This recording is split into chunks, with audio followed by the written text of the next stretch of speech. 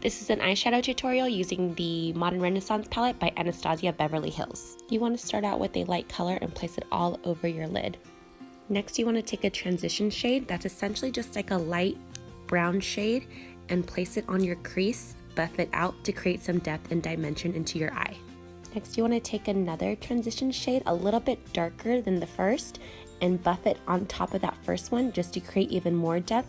And then I'm grabbing a big blending brush and blending it all together so it looks very seamless. I'm taking an even smaller blending brush. I have the MAC 217 and I'm placing that second shade in my crease.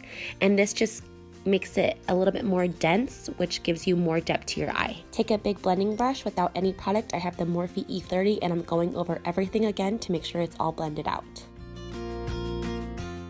You want to take a darker shade on your outer crease, and I like to map out where it's at by patting it in, and then I'll start blending it out.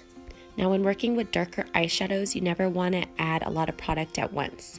You want to work up, so that's what I'm doing. I'm just taking a little bit at a time and just blending it out. And then once I have the desired effect, I'm eventually taking it all the way into the transition shades to make sure it looks nice and blended. And again, you want to take a big blending brush without any product on it and just go over everything to make sure it's all seamless and blended. Blending is the key. I'm taking just a little bit of the transition shade and just placing it all over to make sure it's all blended out.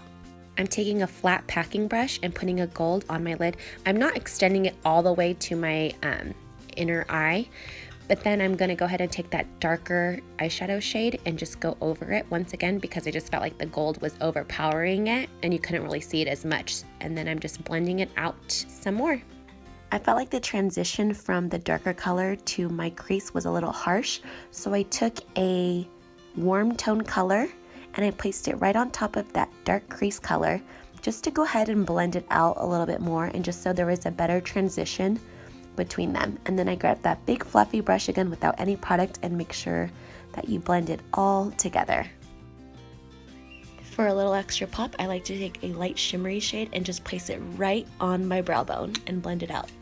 In this next clip, you'll see that my face makeup is done. I like to have it done when I do the bottom of my eyes, just because I feel like it looks more clean and seamless. So whatever you do to the top, you want to do to the bottom. So I'm taking those two transition shades and I blend it all the way across my eye, and then I just take that darker shade and just blend it on the outer part of my eye.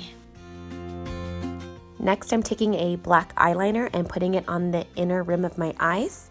And then I take a very small detailing brush. I have the E35 by Morphe, and I just blend out that liner and the eyeshadow all together.